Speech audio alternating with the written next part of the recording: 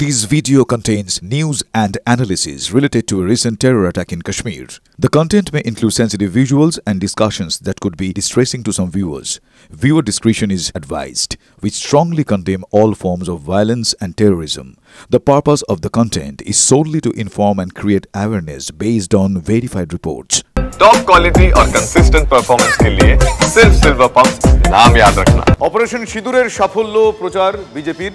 দেশ জুড়ে 10 দিনের তিরঙ্গা যাত্রা পদ্ম শিবিরের দেশ জুড়ে সেনার সাফল্য উদযাপন বিজেপির জাতীয় পতাকা হাতে প্রচারে বিজেপির নেতাকর্মীরা লখনৌ ভুবনেশ্বর দেরাদুনে তিরঙ্গা যাত্রা লখনৌয়ে পথে নামলেন যোগী আদিত্যনাথ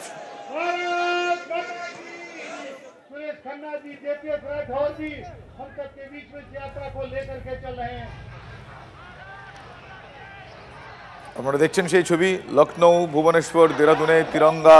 যাত্রা বিজেপির অপারেশন সিঁদুরের সাফল্য সেই সাফল্য প্রচার বিজেপির তরফ থেকে তাদের আজকে তিরঙ্গা যাত্রা দেশ জুড়ে 10 দিনের এই তিরঙ্গা যাত্রা চলবে পদ্ম শিবিরের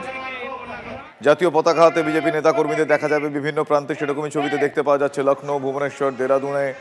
লখনৌয়ে যোগী আদিত্যনাথ তিনি পথে নেমেছিলেন সেই ছবি আপনাদের দেখালাম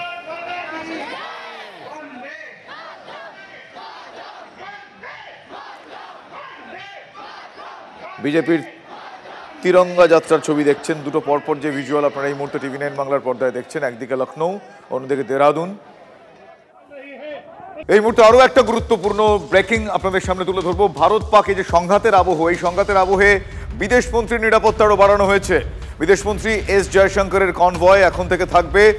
বুলেট প্রুফ গাড়ি বাড়ানো হয়েছে বিদেশমন্ত্রীর বাসভবনের নিরাপত্তাও জেড ক্যাটাগরির নিরাপত্তা পান বিদেশমন্ত্রী জয়শঙ্কর তার নিরাপত্তার দায়িত্বে থাকেন সিআরপিএফ এর 33 জন কমান্ডো তার নিরাপত্তা এই সাম্প্রতিকতম আবহে আরো বাড়ানো হয়েছে বুলেট প্রুফ গাড়ি থাকবে 33 জন সিআরপিএফ কমান্ডো থাকবেন তার বাসভবনের নিরাপত্তাও বাড়ানো হয়েছে বলে জানা যাচ্ছে আপনারা জানেন জেড ক্যাটাগরি নিরাপত্তা পান বিদেশমন্ত্রী এস জয়শঙ্কর ঘরে প্রবল চাপে পাকিস্তান আর আমি আপনি নতুন করে কি বলবো বালুচ লিবারেশন আর্মি বিএলএর বিদ্রোহের আগুনের জর্জরিত ইসলামাবাদ পাকিস্তানের চাপ বাড়িয়ে এবার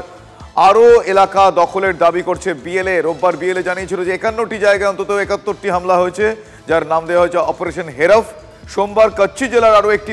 পুলিশ চেকপোস্ট দখলের দাবি করে বিদ্রোহীরা একই সঙ্গে বরখান শহরে কিছুটা এলাকাও দখল করে নিয়েছে বলে বিএলএর দাবি শুধু তাই নয় সুরাহা জেহরি সহ